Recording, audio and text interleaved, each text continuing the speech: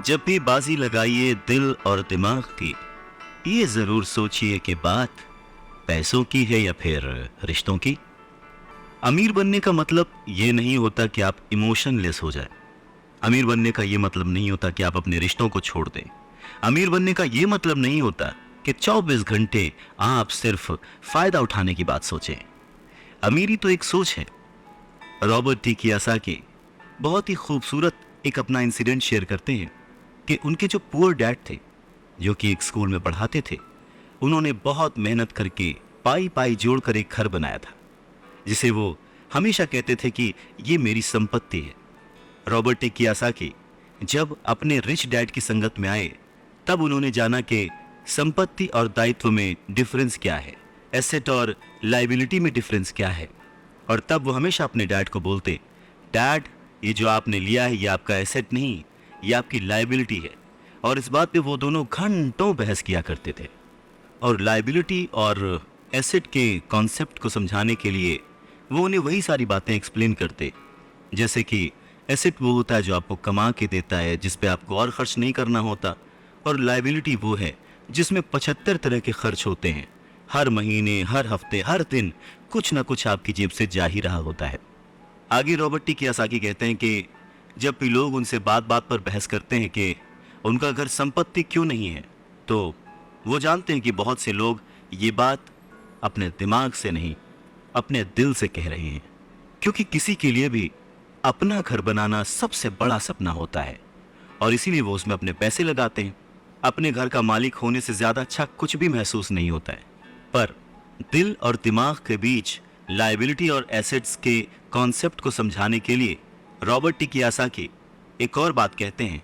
वो इस तरह समझाते हैं कि मान लीजिए वो और उनकी पत्नी एक बड़ा सा घर खरीदते हैं, तो होगा क्या कि उसमें उनके बहुत सारे पैसे खर्च हो जाएंगे, जो कि शायद फिजूल ही हो। हालांकि बहुत सारे लोग इस बात से अग्री नहीं करेंगे, सहमत नहीं होंगे, क्योंकि घर एक भावनात्मक चीज है, इमोशन है, और इमोशन हमेशा दिमाग पर भारी पड़ता है। जब भी लोग दिल से सोचते हैं तो दिमाग की बातें उन्हें गलत लगती हैं।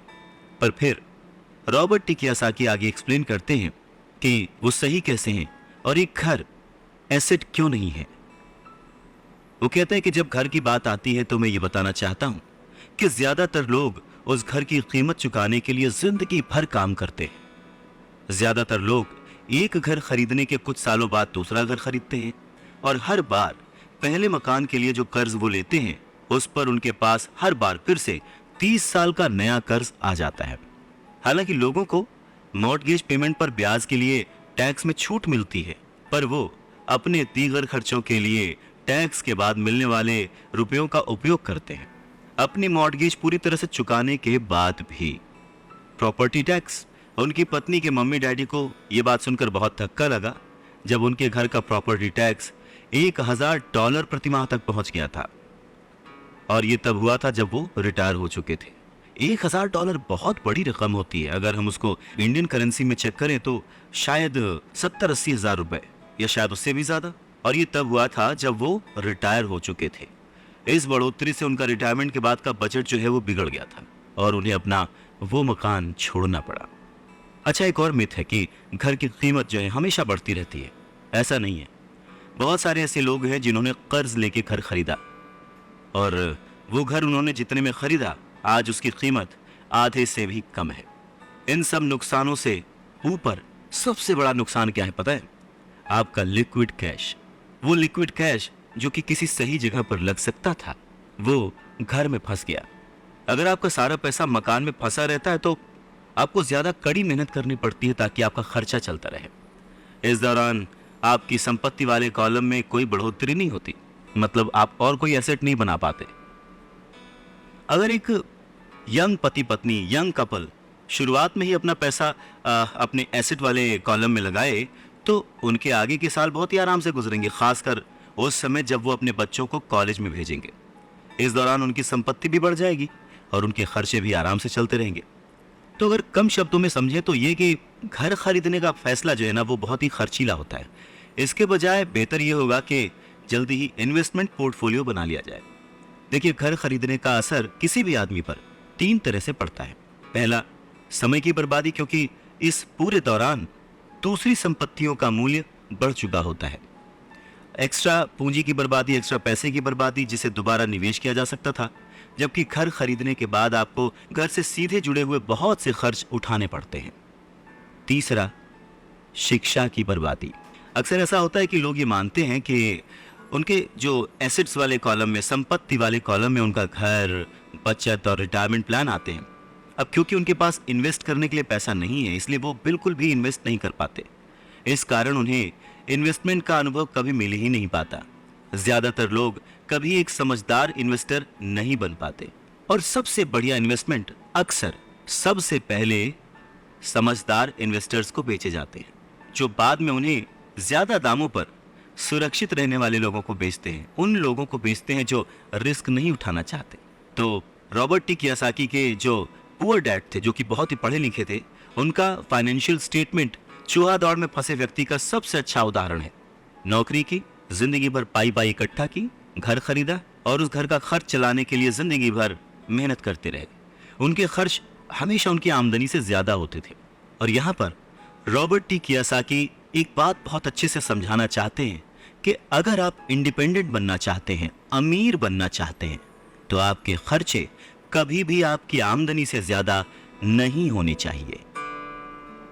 कौन कितना अमीर है, अगर ये जानना है तो समझें कि उसकी कमाई हुई दौलत किसी आदमी की वो योग्यता है जिसके सहारे वो आगे कई दिनों तक जिंदा रह सकता है। यानी अगर वो आज काम करना बंद कर दे तो वो बिना कमाए कितने दिनों तक जिंदा रह सकता है, यही उसकी अमीरी है।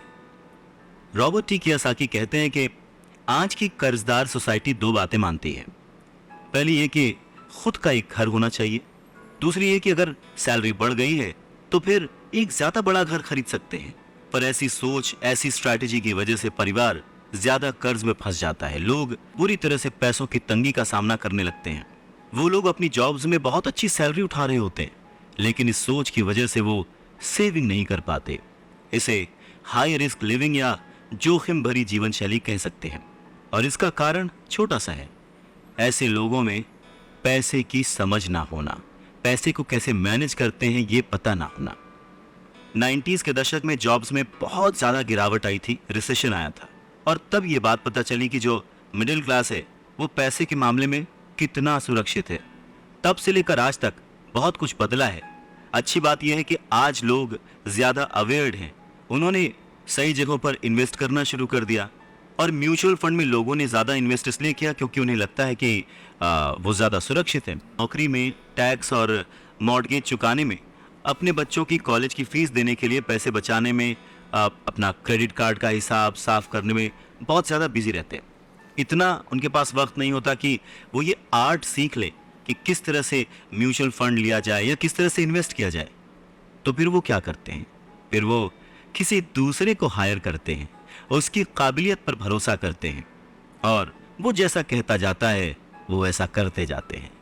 क्योंकि जो पढ़ा लिखा मिडिल क्लास वर्ग है, जो कि पैसे को संभालना नहीं जानता, वो हमेशा यही सोचता है जोखिम मत उठाओ, सुरक्षित रहो।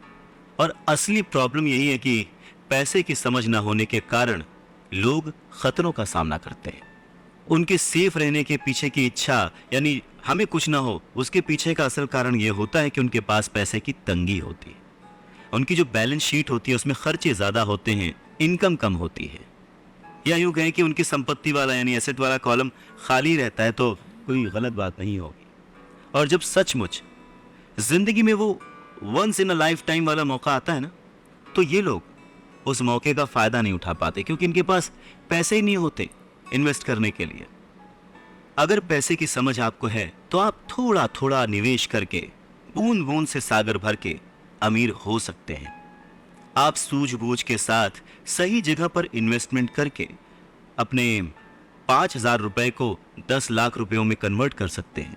पर प्रॉब्लम सोच की है। ये जो गरीब वर्ग या मिडिल क्लास जो वर्ग है वो ऐसे इन्वेस्टमेंट्स को बहुत ही जोखिम भरा मानता है, पर वो ये नहीं जानता कि प्रॉब्लम इन्वेस्टमेंट में नहीं है, प्रॉब्लम उनकी सोच में है, उनकी नासमझी में है।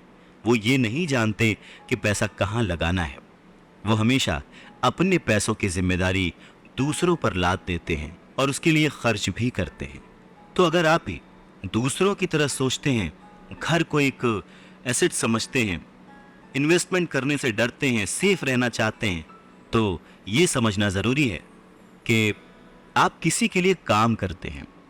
सैलरी पर काम करने वाले बहुत ज़्यादा लोग मालिक को या फिर अपने शेयर होल्डर्स को अमीर बना रहे होते हैं। एक्चुअली वो उनके लिए काम कर रहे होते हैं। आपकी कोशिशें, मेहनत और सफलता से दरअसल आप नहीं सफल होते, आपका मालिक सफल होता है और उसे उसके रिटायरमेंट के लिए मदद मिल रही होती है। अच्छा, दूसरा, आप सरकार के लिए काम करते हैं। आप समझ सकते हैं कि जब आप काम करते हैं, पैसे कमाते हैं, तो उसका एक हिस्सा टैक्स के रूप में सरकार को जाता है। तीसरा, अगर आपके पास घर है जिसे आप अपना एसेट मानते हैं, जो कि दरअसल एक लायबिलिटी है, तो आप बैंक्स के लिए काम करते हैं। क्यों? क्योंकि आपने उन घरों के ऊपर लोन ले रखा है और वो लोन चुकाने के लिए, क्रेडिट कार्ड का कर्ज चुकाने के लिए आप दिन रात मेहनत करते हैं। तो अगर आप सिर्फ ज़्यादा कड़ी मेहनत से काम करते जाएं, तो समस्या ये है कि तीनों ही मामलों में आपको और ज़्यादा मेहनत करनी पड़ेगी और फ़ायदा आपको नहीं मिलेगा, किसी और को मिलेगा। तो आपको ये सीखना पड़ेगा कि आपकी ज़्यादा मेहनत से किस तरह आपको और आपके परिवार को फ़ायदा हो। मान लीजिए कि अगर आप ये फैसला कर भी लेते हैं कि आप सिर्फ अपने काम से काम रखेंगे, पर पैसों की समझ न होने के कारण, उसे मैनेज करने की समझ न होने के कारण आपको ये नहीं पता होता कि आपके लक्ष्य को किस तरह से निर्धारित किया जाए। अक्सर लोग अपने प्रोफेशन को बनाए रखना चाहते हैं, अपनी सैलरी के सहारे ही अपनी संपत्ति को, अपने एसेट्स को खड़ा करना चाहते हैं, और जब उनकी संपत्ति बढ़ती है तो वो किस तरह अपनी सफलता का आकलन करते हैं, कब कोई दूसरा आदमी ये महसूस करता है कि वो अमीर है, कि उसके पास दौलत है, और संपत्ति और दायित्व के बीच का बैलेंस कैसा है, ये सब बातें भी समझना उतना ही ज़रूरी है। तो फिर सवाल वही है कि अमीर कैसे बना जाए। अमीर बनने के लिए आपकी संपत्ति, आपकी सफलता, आपके आसपास का माहौल, आपकी दौलत, इन सब के बारे में आपको सोचना पड़ेगा। एसेट्स और लायबिलिटीज़ के बारे में सोचना पड़ेगा। सबसे इम्पॉर्टेंट है कि अपने दिमाग को हमेशा खुला रखना पड़ेगा, क्योंकि ये ज़िंदगी भर का सब्जेक्ट है। आपको ये सब्जेक्ट ज़िंदगी भर पढ़ना है, सीखना है और अमीरी की राह पर आगे बढ़ते जाना है। आधी छोड़ पूरी को धावे, पूरी मिले न आधी पावे। मुश्किल के दौर में, गरीबी के दौर में अपने आप को कैसे संभाला जाए, अपने आप को कैसे गरीबी से उबारा जाए, इस बात को समझाने के लिए रॉबर्ट टी कियोसाकी बहुत ही अच्छा एग्जाम्पल देते हैं। वो कहते हैं कि एक दिन कर्ज लेने के लिए, क्योंकि उनकी माली हालत ख़राब हो गई थी, तो उन्होंने अपने नए गोल्फ क्लब, आर्ट कलेक्शन, किताबें, स्टीरियो, टेलीविज़न, उनके महंगे कपड़े, घड़ियाँ, जूते और बहुत सारी ऐसी चीज़ें लोन वाले पेपर में, जो संपत्ति वाला कॉलम होता है, उसमें लिख दिया, एसेट्स में लिख दिया और भेज दिया। उन्हें लगा कि मेरे पास इतनी चीज़ें हैं तो लोन अप्रूव हो जाएगा, पर उनका लोन का जो पेपर था, एप्लीकेशन पेपर, वो रिजेक्ट कर दिया गया। क्यों? क्योंकि उनका बहुत सारा इन्वेस्टमेंट फिजूल था। लोन कमेटी को वो बात एकदम भी समझ नहीं आई। वो ये जानना चाहते थे कि उनके पास एक नॉर्मल सी नौकरी क्यों नहीं है जिसमें वेतन मिलता है। उन्होंने उनके महंगे कपड़े और महंगे जो खेल का सामान था, उनके बारे में कोई सवाल नहीं किया। जिंदगी में कई बार ऐसी कठिनाइयाँ आती हैं जब आप स्टैंडर्ड प्रोफाइल में फिट नहीं होते हैं। वो कहते हैं कि उन्हें बड़ा ही अचंभा होता है जब वो किसी को ये कहते हुए सुनते हैं कि उसकी नेटवर्थ करोड़ों रुपए है, लाखों रुपए है, क्योंकि नेटवर्थ के सटीक ना होने का एक खास कारण है। वो ये कि जिस पल आप अपनी संपत्तियों को, एसेट्स को बेचना शुरू करते हैं ना, उनका प्राइस, उनका रेट, उनका दाम बहुत कम हो चुका होता है। ऊपर से उन पर आपको टैक्स भी चुकाना पड़ता है और इतनी सारी चीज़ें आपको पैसे के संकट में डाल देती हैं, गरीबी में फंसा देती हैं। पैसा इकट्ठा करने के लिए वो अपनी प्रॉपर्टीज़ बेचते हैं, एसेट्स बेचते हैं। पहले तो वो अपनी पर्सनल प्रॉपर्टीज़ बेचते हैं, जो कि सच कहें तो बहुत ही कम बिकती हैं, और अगर बिकती भी है तो उस पर टैक्स होता है। तो इस तरह से एक बार फिर से सरकार फ़ायदे में से अपना हिस्सा ले लेती है, बैंक अपना हिस्सा ले लेता है, और जो काम कर रहा होता है वो कर्ज में डूब जाता है। तो सीख यही है कि इन सारी चीज़ों में फंसने के बजाय अपने काम से काम रखिए। जो कर रहे हैं वो करते चलिए, कुछ भी छोड़िए नहीं, पर हाँ, थोड़ी एक्स्ट्रा मेहनत करके, थोड़ी एक्स्ट्रा समझदारी से, फाइनेंशियल लिटरेसी से पैसों को यूज़ करने का पैसों को इन्वेस्ट करने का हुनर सीखिए। थोड़ा थोड़ा करके एसेट्स बनाते जाइए। पर हाँ, ऐसी चीजों को खरीदने से बचिए जिनकी कीमत एक बार घर लाने पर कम हो जाती है, क्योंकि ये चीजें कभी भी एसेट्स नहीं हो सकती। गरीबी से बचने का एक दूसरा तरीका यह है कि अपने खर्च कम कर लें, अपनी रिस्पॉन्सिबिलिटीज को और घटा लें और मेहनत ज्यादा करना शुरू कर दें, जिससे इनकम ज्यादा हो। अब बहुत सारे लोगों को इस बात में कंफ्यूजन हो सकती है कि सही जगह निवेश करने का क्या मतलब है, सही इन्वेस्टमेंट क्या है। तो रॉबर्ट टी कियोसाकी कहते हैं कि ऐसा काम करें जिसमें आपकी मौजूदगी की जरूरत ना हो। स्टॉक्स, बॉन्ड खरीदें, म्यूचुअल फंड खरीदें, आमदनी देने वाले रियल एस्टेट में खर्च करें, अपने आप को ग्रूम करने में पैसे खर्च करें, एजुकेशन में जैसे कि म्यूजिक, लिखना, पेटेंट, स्पोर्ट्स और ऐसी हर चीज जो कीमती है, जिसे खरीदने के बाद आपको पैसे मिलते हैं, ना कि आपको उसमें पैसे लगाने पड़ते हैं, उस हर चीज में आप इन्वेस्ट कर सकते हैं। सबसे जरूरी बात, आप जहां भी इन्वेस्ट करते हैं हमेशा ध्यान रखें कि उस इन्वेस्टमेंट से आपको प्यार हो। जैसे कि रॉबर्ट टी कियोसाकी को इमारतों से और जमीन से प्यार था, तो उन्होंने बहुत सारा इन्वेस्टमेंट रियल एस्टेट में किया। जब पैसे खर्च ही नहीं करने हैं तो फिर कमाएं क्यों, और ऐसी अमीरी का क्या फायदा? ये सवाल हम सभी के मन में आ सकता है। इस बात पर रॉबर्ट टी कियोसाकी कहते हैं कि ये सिर्फ सोच का अंतर है। जो अमीर आदमी होता है वो भी ये चीजें खरीदता है, वो विलासिता की चीजें खरीदता है, लेकिन सबसे बाद में पहले वो ये देखता है कि क्या करने से उसे फायदा हो सकता है और किस चीज की उसे सबसे ज्यादा जरूरत है। वही उल्टा जो मिडिल क्लास आदमी है या गरीब आदमी है, वो थोड़ा सा पैसा आने पर भी सबसे पहले वो अपने शौक पूरे करता है। घर, हीरे, ज्वेलरी, गाड़ियां, कुछ भी खरीद लेता है। अमीर आदमियों के पास भी ये सब होता है, पर फर्क सिर्फ इतना है कि वो उधार के दलदल में नहीं फंसते। वो लोग जिनके पास पीढ़ियों से पैसा है, जो लंबे समय से अमीर हैं, वो अपनी अर्निंग वाले कॉलम को सबसे पहले बनाते हैं, उसे सिक्योर करते हैं। उसके बाद उनके एसेट्स वाले कॉलम से जो आमदनी होती है, जो इनकम होती है, उससे वो अपनी लग्जूरियस लाइफ जीते हैं, एंजॉय करते हैं। गरीब और मिडिल क्लास आदमी अपनी खून पसीने की कमाई और बच्चों की विरासत की कीमत पर ये चीजें खरीदता है, लोन लेता है। सच्ची लग्जरी असली संपत्ति में निवेश करने और उसे विकसित करने का प्रोत्साहन देती है, उसे बढ़ावा देती है। रॉबर्ट टी कियोसाकी इस बात को एक एग्जाम्पल से समझाते हैं कि जब उनकी वाइफ और उनके पास उनके अपार्टमेंट से अतिरिक्त पैसा आने लगा, रेंट या कुछ भी, तब वो बाजार गए और उन्होंने अपने लिए एक महंगी गाड़ी खरीदी। इसमें जरा सी भी मेहनत नहीं लगी या जोखिम नहीं था, क्योंकि वो पैसा उन्होंने अपनी सेविंग्स से नहीं बल्कि अपार्टमेंट हाउस के इनकम से खरीदा था।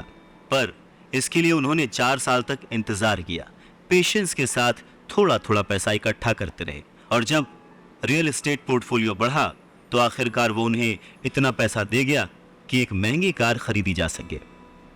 ज्यादातर लोग अक्सर इच्छा जागने पर बिना सोचे समझे जाते हैं और कर्ज पर कार या कोई और चीज खरीद लाते हैं। हो सकता है कि वो अपनी जिंदगी से ऊब चुके हों या उन्हें सिर्फ एक नए खिलौने की जरूरत हो, पर कर्ज पर ऐसी चीज खरीदने से देर सवेर वो आदमी उस चीज से चिढ़ने लगता है, उसका इंटरेस्ट खत्म हो जाता है, उससे उसमें मजा नहीं आता, क्योंकि उस चीज को खरीदने के लिए जो कर्ज लिया गया है वो उस आदमी के सर पर भार बन जाता है। अगर एक बार आप अपने बिजनेस को बनाने, उसमें इन्वेस्ट करने का समय निकाल लेते हैं तो फिर आप उसमें जादू की छड़ी भी घुमा सकते हैं, जो अमीरों का सबसे बड़ा राज है। और ये राज अमीरों को भीड़ से अलग रखता है, या यूं कहें कि भीड़ से आगे रखता है।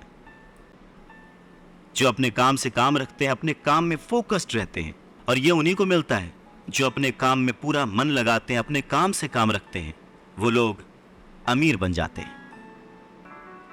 अगर मिल के चला जाए तो तूफानों को भी शिकस्त दी जा सकती है। रॉबर्ट टी कियोसाकी अपने बचपन का एक किस्सा सुनाते हैं। कहते हैं कि मुझे याद है, हमें स्कूल में रॉबिन हुड और उनके सुखी गिरोह की कहानी बताई गई थी। मेरे स्कूल टीचर का मानना था कि ये केविन कॉस्नर की तरह के एक रोमांटिक हीरो की अद्भुत कहानी है जो अमीरों को लूटता था और गरीबों में बांट देता था। तो मेरे रिच डैड की नज़र में रॉबिन हुड हीरो नहीं था, वो उसे बदमाश मानते थे। रॉबिन हुड को गुजरे हुए तो लंबा समय गुजर चुका है, परंतु उसके जो मानने वाले हैं, जो उसके फैंस हैं, वो आज भी जिंदा हैं। न जाने कितनी बार मैंने लोगों को ये कहते सुना है कि अमीरों को और ज़्यादा टैक्स देना चाहिए और उसे गरीबों में बांट देना चाहिए। रॉबिनहुड का ये जो थॉट था, अमीरों से लेकर गरीबों में बांट दिया गया। गरीब और मिडिल क्लास लोगों के लिए ये सबसे ज़्यादा दुख का कारण है। इसी रॉबिनहुड आदर्श के कारण मिडिल क्लास पर टैक्स का इतना भारी बोझ लदा हुआ है। और सच्चाई तो यह है कि अमीरों पर टैक्स लगता ही नहीं है। गरीबों की भलाई के लिए जो पैसा लगता है वो मिडिल क्लास से आता है, खासकर पढ़े लिखे और ऊंची आमदनी वाले मिडिल क्लास से। और टैक्स के बारे में अगर हम पूरी तरह से समझना चाहें तो हमें थोड़ा सा इतिहास में, हिस्ट्री में जाना पड़ेगा। रॉबर्ट टी कियोसाकी बताते हैं कि उनके रिच डैड ने बताया था कि इंग्लैंड और अमेरिका में पहले कोई टैक्स नहीं लगते थे। कभी कभार जो वॉर्स होती थी, युद्ध होते थे, उनका खर्च जुटाने के लिए टैक्स जरूर लगाए जाते थे, जिसके लिए किंग या फिर प्रेसिडेंट सिर्फ कह भर देते थे और हर आदमी उसकी बात मानकर अपना सहयोग अपनी इच्छा से देता था। बाद में सन 1874 में इंग्लैंड ने इनकम टैक्स को अपने सिटीजन्स पर लागू कर दिया और 1913 में कॉन्स्टिट्यूशन के 16वें संशोधन के बाद अमेरिका में भी इनकम टैक्स जो है वो लागू हो गया। एक समय था जब अमेरिकी लोग टैक्स विरोधी हुआ करते थे, पर धीरे धीरे लगभग 50 सालों के बाद लोगों ने वो एक्सेप्ट कर लिया। इसमें एक और बात थी, शुरुआत में ये जितने भी टैक्स थे ये सिर्फ अमीरों पर लगाए गए थे। तो रिच डैडी चाहते थे कि माइक और वो इस बात को न भूलें और उन्होंने ये बात साफ कर दी थी कि टैक्स का जो थॉट है वो लोकप्रिय बना ही इसीलिए कि लोगों को लगता था कि इससे अमीरों को सज़ा दी जाती है और मिडिल क्लास और गरीबों को मदद मिलती है। पर वक्त ने इस बात को पलट दिया और आज गरीब भी टैक्स का मारा हुआ है और मिडिल क्लास भी। या यूं गए कि सबसे ज़्यादा जो टैक्स का मारा हुआ है वो है middle class. Robert T Kiyosaki आगे कहना जारी रखते हैं, एक बार सरकार को टैक्स मिल गया तो उन्हें उसके फायदे नजर आ गए और उनकी भूख बढ़ गई। रिच डैडी ने रॉबर्ट टी कियोसाकी को आगे समझाते हुए कहा कि अमीरों ने वक्त के साथ साथ कॉरपोरेशन की ताकत को समझा। एकजुट होकर उन्होंने इस टैक्स को पलट दिया और सारा बोझ उन लोगों के ऊपर डाल दिया जिन लोगों ने कभी इसके सपोर्ट में वोट दिया था, यानी कि गरीब और मिडिल क्लास लोग। और इसके पीछे की सबसे बड़ी वजह अमीरों का पैसा नहीं था, उनकी समझ थी, उनकी जानकारी थी, उनकी अवेयरनेस थी। उन्होंने अपने पैसे को बचाने के लिए संविधान को समझा, रूल्स को समझा और फिर उनमें कमियां निकाली और फिर किस तरह से उनसे बचा जाए ये सब देख परख के कॉरपोरेशन का सहारा लिया और वो उसमें सफल भी हुए। अमीरों और गरीबों के बीच ये लड़ाई सदियों से चलती आ रही है। अमीरों से वसूलों का जो नारा लगाने वाली भीड़ थी वो हमेशा अमीरों के खिलाफ रही और ऐसी लड़ाइयाँ तब छिड़ती हैं जब किसी एक विशेष वर्ग को ध्यान में रखकर कानून बनते हैं। और ये लड़ाई कब खत्म होगी ये कहा नहीं जा सकता। समस्या यह है कि जो लोग हारते हैं उनमें समझ की कमी है, पर वो ये मानते नहीं। हारने वाले लोग वो हैं जो हर सुबह उठकर तैयार होते हैं और अपनी नौकरी में कड़ी मेहनत करते हैं और उस पर टैक्स भी देते हैं। अगर वो ये समझ पाते कि अमीर लोग किस तरह से पैसे का खेल खेलते हैं तो वो भी इस खेल को उसी तरह से खेल सकते थे। फिर वो भी गरीबी से आज़ाद हो सकते थे, पैसे के मालिक हो सकते थे और अमीर बन सकते थे। रिच डैड कहते हैं कि इसीलिए मुझे बिल्कुल अच्छा नहीं लगता कि जब कोई अपने बच्चे को यह सलाह देता है कि खूब पढ़ो और नौकरी करो। जिस कर्मचारी में पैसे की समझ नहीं है वो बच नहीं सकता। समाज उसके पैसे को हड़प लेगा और उसे गरीबी की ओर धकेल देगा। कहते हैं ना कि उस देने वाले ने तो कोई कमी ना की, अब किसको क्या मिला ये मुकद्दर की बात है। और ये जो मुकद्दर है ये हम अपनी सोच से, अपनी नॉलेज से, अपनी अवेयरनेस से बदल सकते हैं। अमीरी और गरीबी में सिर्फ सोच और समझ का ही फासला है। न हारना जरूरी है न जीतना जरूरी है। अरे ये जीवन का खेल है, इसे खेलना जरूरी है। रॉबर्ट टी कियोसाकी कहते हैं कि पैसे कमाना भी एक खेल ही है। अगर आप इसे एक खेल की तरह एंजॉय करेंगे तो आप और ज़्यादा रिच होते जाएंगे। हर हफ्ते वो निवेश करते हैं और कभी हारते हैं कभी जीतते हैं। जब जीतते हैं तो उस निवेश को अगले हफ्ते के लिए सेव कर लेते हैं, और जब हारते हैं तो खुद से जीतने वाले की आंख में आंख डालकर कहते हैं ठीक है, अगले सैटरडे फिर मिलते हैं। रॉबर्ट टी कियोसाकी की बात से ये समझ में आता है कि पैसा कमाना भी खेल जैसा ही है। अगर आप उसे एंजॉय करते हैं, उसके पीछे नहीं भागते हैं, तो आप धीरे धीरे ही सही पर ग्रो करेंगे और जल्द ही अमीर बन जाएंगे। इंसान गलतियां करता है और उन गलतियों से सीखता है। अमीर बनना भी कुछ वैसा ही है। कभी आप गलती करते हैं और हार जाते हैं, कभी आप उस गलती को सुधारते हैं और जीत जाते हैं। वैसे बचपन से जवानी तक जब भी हम स्कूल्स में पढ़ते हैं या हमारे आसपास भी, बच्चों को गलतियां करना अलाउड नहीं होता। उन्हें कहा तो ज़रूर जाता है कि आप गलती कर सकते हैं, पर जैसे ही बच्चा गलती करता है उसे टोक दिया जाता है, उसे रोक दिया जाता है, उसे डांटा जाता है, और धीरे धीरे हमारे मन में ये धारणा बन जाती है कि गलती करना इज़ नॉट अलाउड। पर अगर देखा जाए, हम इंसान गलती करके ही सीखते हैं। हमने आज तक जो कुछ भी अचीव किया है, अपनी गलतियों से अचीव किया है। इसी बात को आगे बढ़ाते हुए रॉबर्ट टी कियोसाकी कहते हैं कि इन्वेस्टर्स दो तरह के होते हैं। पहले वो जो नॉर्मल इन्वेस्टर्स होते हैं, जो एक पैकेज में निवेश करते हैं, रिटेल आउटलेट में फ़ोन करते हैं, जैसे एक रियल एस्टेट कंपनी या स्टॉक ब्रोकर या फाइनेंशियल प्लानर को, और फिर वो कुछ छोटा छोटा खरीद लेते हैं। ये एक म्यूचुअल फंड, स्टॉक या बॉन्ड हो सकता है। ये निवेश का एक अच्छा और साफ सुथरा तरीका है और आसान भी है।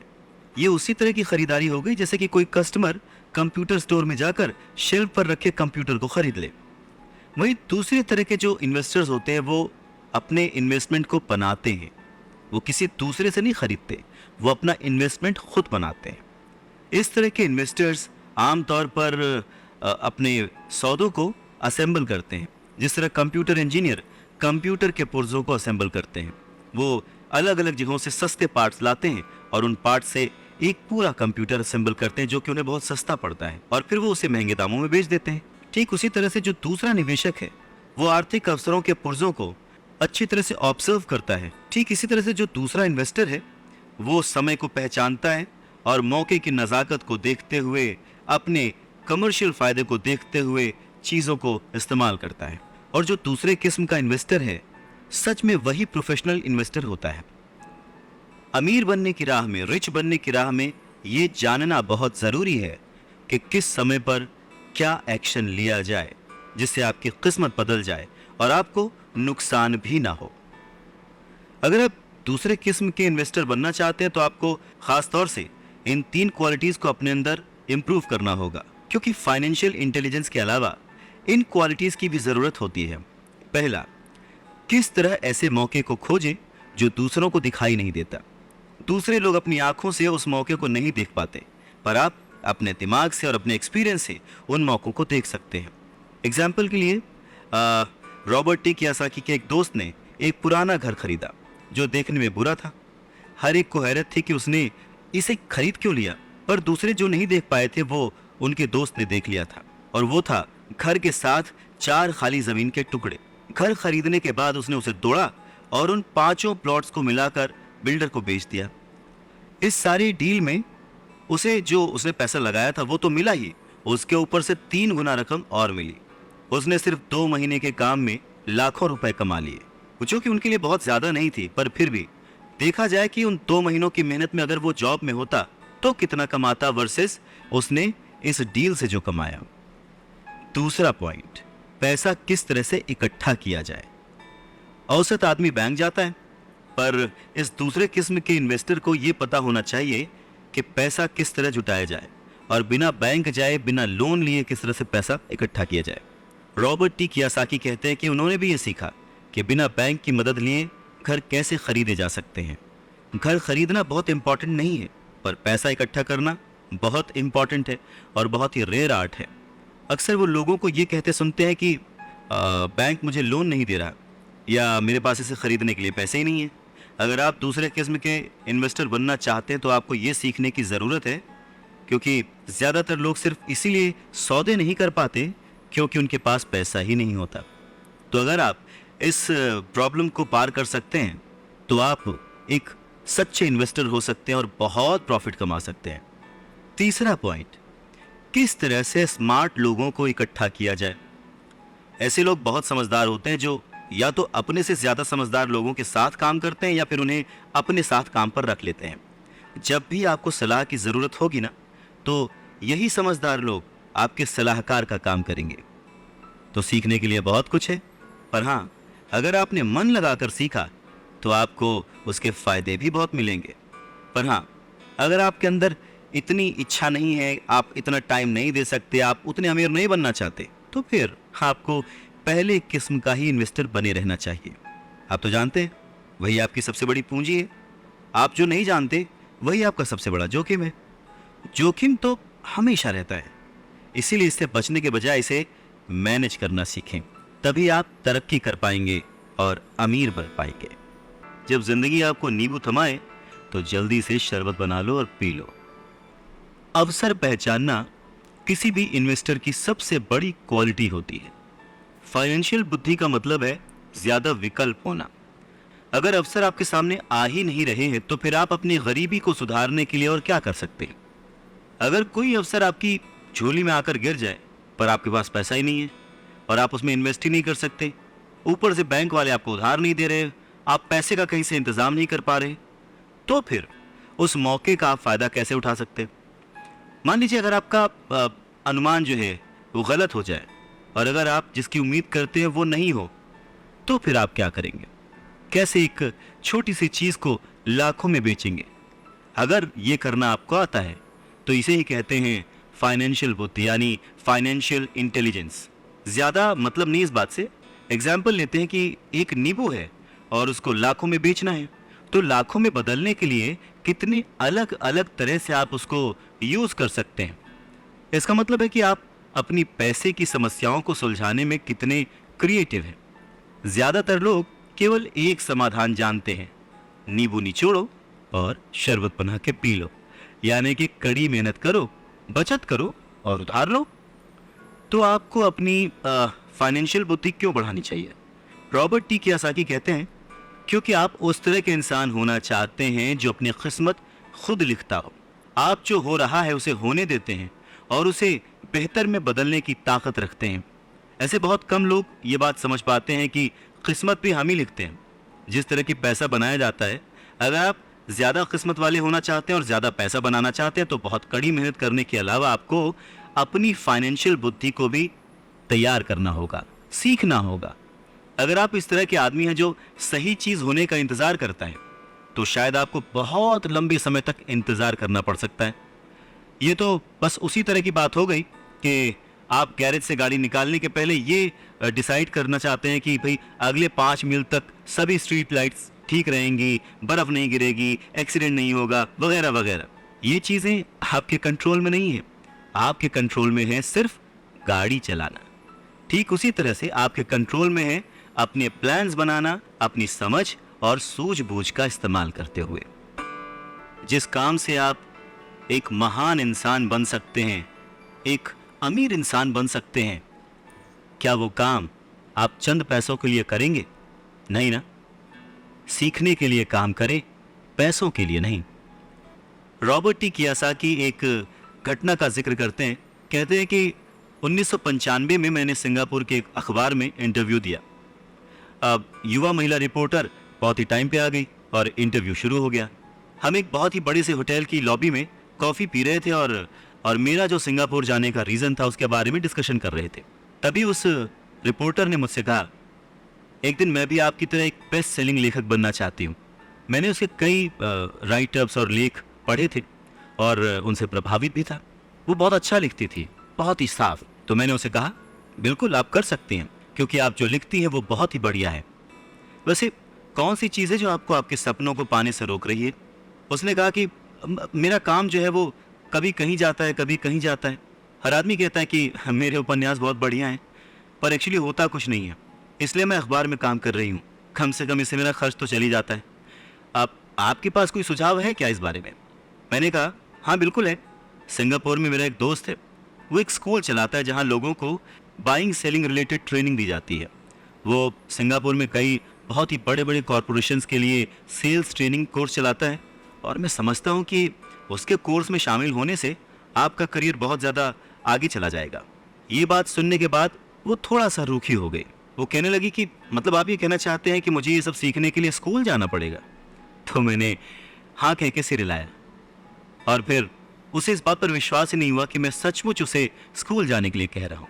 मैंने उसे कहा कि इसमें गलत ही क्या है, पर तब मुझे रियलाइज हुआ कि मुझे अपने शब्द वापस ले लेने चाहिए।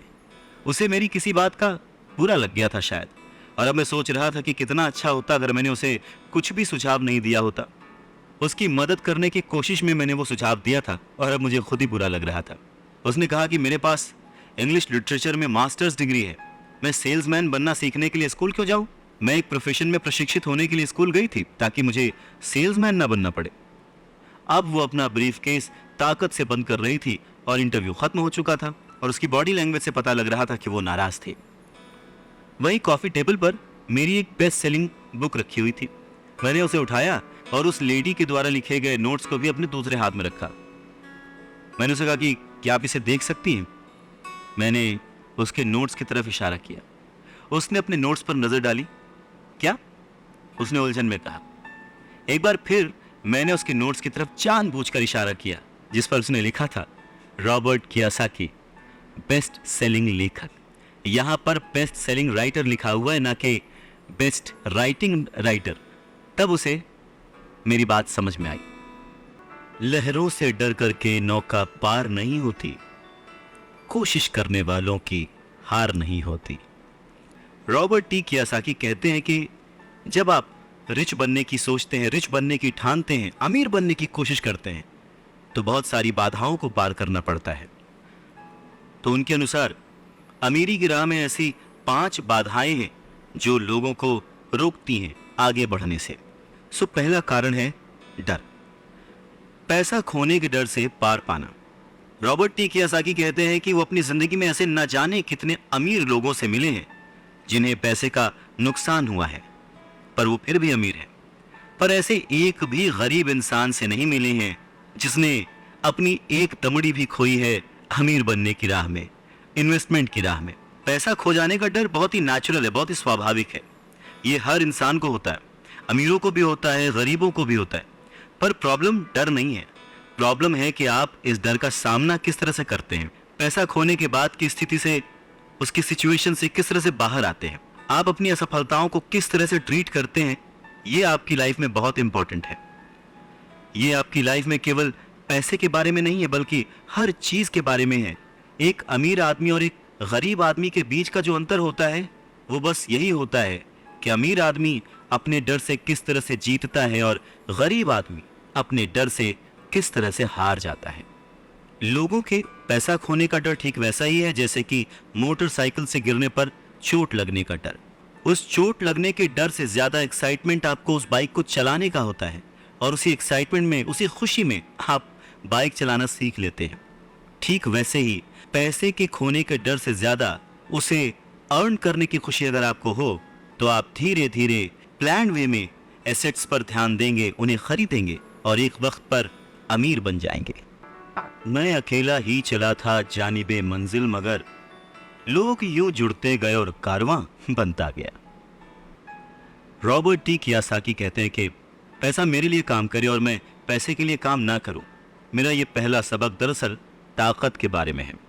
अगर आप पैसे के लिए काम करते हैं तो आप ताकत को अपने बॉस के हाथ में दे देते हैं, या आप जिसके लिए काम कर रहे होते हैं आप अपनी आज़ादी उसके हाथ में दे देते हैं।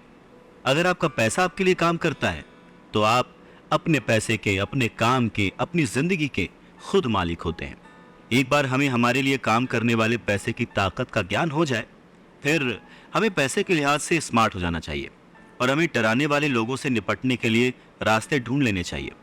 पर ऐसा करने के लिए आपको कानून की समझ होनी चाहिए, अपने आसपास की समझ होनी चाहिए, मार्केट में क्या चल रहा है इस बात की समझ होनी चाहिए और सिस्टम कैसे काम करता है इसकी भी समझ होनी चाहिए। अगर आप अवेयर नहीं हैं, मतलब नॉलेजेबल नहीं है, अज्ञानी हैं, आप केयरलेस हैं, अपनी चीज़ों को समझना नहीं चाहते, तो आपको बड़ी आसानी से डराया और हराया जा सकता है। अगर आप जानते हैं कि आप क्या बात कर रहे हैं और मुसीबत कैसी है और उसे कैसे सॉल्व किया जाए, तो आपको आसानी से डराया नहीं जा सकता। रॉबर्ट कियोसाकी के रिच डैडी हमेशा उन्हें ये कहा करते थे कि स्मार्ट बनो ताकि तुम्हें कोई भी कहीं से भी आके धक्का ना दे जाए। और उन्होंने अपनी ज़िंदगी में बस इसी उसूल को अपनाया था। वो कानून जानते थे क्योंकि वो कानून का आदर करते थे। वो कानून जानते थे क्योंकि कानून न जानना बहुत महंगा साबित हो सकता था। अगर आप जानते हैं कि आप सही हैं तो आप किसी से भी उलझने से नहीं डरेंगे। आप किसी के भी सामने अपनी बात रखने से नहीं डरेंगे, चाहे आपका मुकाबला विश्व के सबसे ताकतवर आदमी से ही क्यों ना हो। तो रॉबर्ट टी कियोसाकी के जो पुअर डैड थे वो हमेशा उन्हें मोटिवेट करते थे कि वो कुछ भी करके एक अच्छी सी नौकरी कर लें, कॉरपोरेशन में किसी ऊंचे पद पर चले जाएं। और यही बात जब रॉबर्ट टी कियोसाकी ने अपने रिच डैड से शेयर की तो वो हंसे और उन्होंने कहा कि उस कॉरपोरेट लैडर पर चढ़ने की बजाय क्यों ना उसका मालिक ही बन जाया जाए। बचपन में रॉबर्ट टी कियोसाकी को यह समझ नहीं आया था कि कॉरपोरेशन के मालिक होने से रिच डैड का क्या मतलब था। पर मुद्दे की बात यह है कि अगर रॉबर्ट टी कियोसाकी के रिच डैड नहीं होते तो वो अपने पुअर डैड की बात मानकर किसी जगह नौकरी कर रहे होते। उनके रिच डैड ने बार बार याद दिलाया कि भीड़ के साथ चलने की जरूरत नहीं है, अपनी सोच रखो, अपनी समझ रखो और फिर अपनी जिंदगी की दिशा खुद तय करो। रॉबर्ट टी कियोसाकी अपनी कहानी कहते हैं कि जब तक मैं 25 साल का हुआ तब तक मेरे रिच डैड की सलाह मुझे समझ नहीं आती थी। उन्होंने कुछ दिन पहले ही मरीन कॉर्प्स छोड़ी थी और जेरोक्स कंपनी के लिए काम कर रहे थे। वहाँ उन्हें बहुत पैसा मिल रहा था, पर बार बार अपनी तनख्वाह को चेक करते थे और हमेशा निराश होते थे। टैक्स इतना ज़्यादा कटता था कि उन्हें और ज़्यादा काम करना पड़ता था अपनी ज़रूरतों को पूरा करने के लिए। धीरे धीरे वो सफल होने लगे, सक्सेसफुल होने लगे। तो उनके जो बॉसेस थे उन्होंने उनको प्रमोशन दी और सैलरी बढ़ा दी। उन्हें ये बात सुनकर बहुत अच्छा लगा और जैसे ही उन्होंने अपनी ये बात अपने रिच डैड से शेयर की तो उन्होंने कहा, अच्छा तो तुम्हारे बॉस अमीर बन रहे हैं, तुम्हारी कंपनी अमीर बन रही है, तुम किसके लिए काम कर रहे हो, तुम किसे अमीर बना रहे हो। तो बस 1974 में जेरोक्स के कर्मचारी के रूप में ही उन्होंने अपना पहला कॉरपोरेशन बनाया और अपने काम से काम रखना शुरू कर दिया। पहले से ही उन्होंने संपत्ति वाले कॉलम में कुछ चीज़ें लिख रखी थी और खरीद रखी थी, पर अब उन्होंने ये ठान लिया था कि उन्हें और ज़्यादा बढ़ाना है, उन्हें अपने एसेट्स और बढ़ाने हैं और अपनी लायबिलिटीज़ को और कम करना है। जैसे जैसे वक्त बीतता गया, जैसे जैसे रॉबर्ट टी कियोसाकी पैसे को समझते गए, इसके गणित को समझते गए, इसके व्यवहार को समझते गए, उन्हें अपने रिच डैडी की सलाह समझ में आने लगी। एक बार उन्होंने अपने काम से काम रखने की ठान ली और अपनी संपत्तियां, अपने एसेट्स बढ़ाने शुरू कर दिए और एक बेहतरीन कर्मचारी बन गए। उनके पास अब एक लक्ष्य था। वो सुबह जल्दी जाते थे, मेहनत से काम करते थे, ज़्यादा से ज़्यादा पैसे कमाते थे और अपने रियल एस्टेट में इन्वेस्ट करते थे। और वो दौर भी ऐसा था कि उस समय नई नई चीज़ें, नए नए डेवलपमेंट्स हो रहे थे जिसमें संभावनाएं तलाश की जा सकती थी।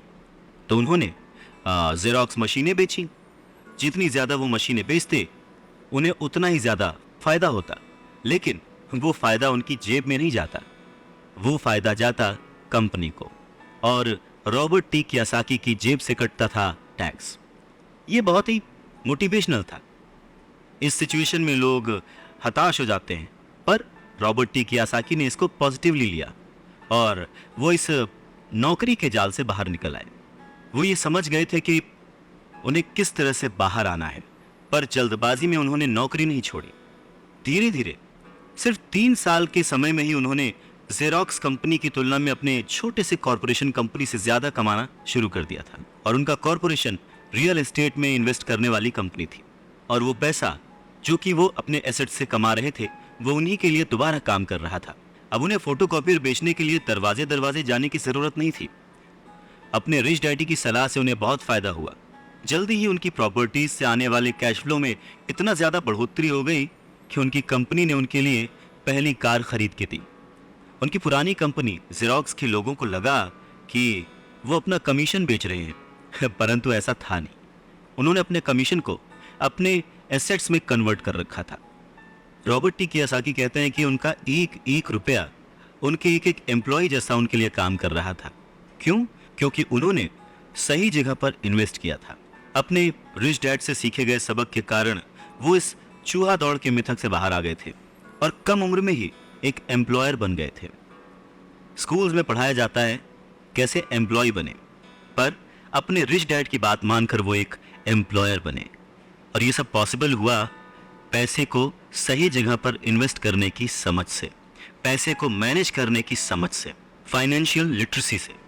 बहुत सारी मुश्किलें आई पर अपनी सूझबूझ से और अपनी अवेयरनेस से, अपने नॉलेज से रॉबर्ट टी कियोसाकी उन मुश्किलों से आगे बढ़ते गए और लोग उनको फॉलो करने लगे। वो जब भी फाइनेंशियल सेमिनार्स में दूसरों को सिखाने को जाते, उनको अपनी बात बताते, तो वो हमेशा कहते कि फाइनेंशियल आईक्यू स्पेशलाइजेशन के 4 बड़े फील्ड से आने वाले ज्ञान का मिक्सचर है, ये नॉलेज का मिक्सचर है। सो वो 4 फील्ड्स कौन कौन सी हैं? पहला है अकाउंटिंग। रॉबर्ट टी कियोसाकी कहते हैं कि जिसे मैं फाइनेंशियल साक्षरता कहता हूँ, एम्पायर खड़ा करना चाहते हैं, साम्राज्य बनाना चाहते हैं, तो ये सबसे इंपॉर्टेंट है। आप जितने ज़्यादा पैसे के लिए जिम्मेदार होंगे, उतना ही ज़्यादा आपको बारीकी से नॉलेज होने की ज़रूरत है, नहीं तो आपका जो साम्राज्य है, आपका जो एम्पायर है, वो ताश के पत्तों की तरह रह जाएगा। इस योग्यता, इस क्वालिटी की वजह से आप किसी भी बिजनेस की जो कमज़ोरियां हैं, वीक पॉइंट्स हैं, और उसकी जो प्लस पॉइंट्स हैं, उन्हें पहचान सकते हैं। दूसरा फील्ड है जो इम्पॉर्टेंट है, वो है इन्वेस्टमेंट, जिसे वो पैसे से पैसे बनाने का विज्ञान कहते हैं। इसमें तकनीकें, रणनीतियां, स्ट्रैटेजीज, फॉर्मूले, इन सब की ज़रूरत होती है। तीसरा है बाजार की समझ, मार्केट की समझ, डिमांड एंड सप्लाई का साइंस।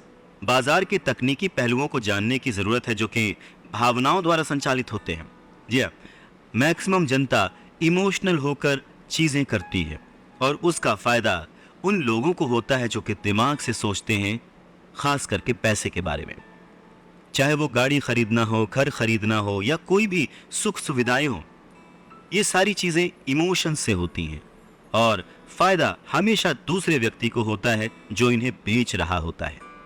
और चौथी फील्ड है कानून, लॉ। उदाहरण के तौर पर अकाउंटिंग, इन्वेस्टमेंट और बाजारों की तकनीकी दक्षताओं के सहारे कॉरपोरेशन की जो क्षमता थी वो बहुत बढ़ गई थी। कोई भी आदमी जिसे कॉरपोरेशन के द्वारा दिए जाने वाले टैक्स के फ़ायदों और सुरक्षा का ज्ञान हो, वो बहुत तेज़ी से तरक्की कर सकता है और अमीर बन सकता है। पर वैसा करना जो कि किसी नौकरीशुदा कर्मचारी के लिए पॉसिबल नहीं है। उन दोनों में उतना ही डिफरेंस होगा जितना कि एक पैदल चलने वाले इंसान में और एक उड़कर जाने वाले में होता है। ये अंतर बहुत ज़्यादा है। तो कुल मिलाकर ये कहा जा सकता है कि अपने रिच डैड की गाइडेंस को फॉलो करते हुए रॉबर्ट टी कियोसाकी एक सक्सेसफुल इंसान बने, जिन्हें दुनिया फॉलो करती है और जिनकी लिखी बातें पढ़कर और जिनकी बातें सुनकर लोग आज भी मोटिवेट होते हैं। हेलो दोस्तों, अगर आपको ये बुक समरी पसंद आई है तो इसे हमें कमेंट सेक्शन में जाकर ये भी बताइए कि आप कौन सी बुक्स की समरीज सुनना पसंद करेंगे, और हाँ, हम अपनी इन समरीज को और बेटर कैसे बना सकते हैं, इसके बारे में भी आप फीडबैक हमें दे सकते हैं।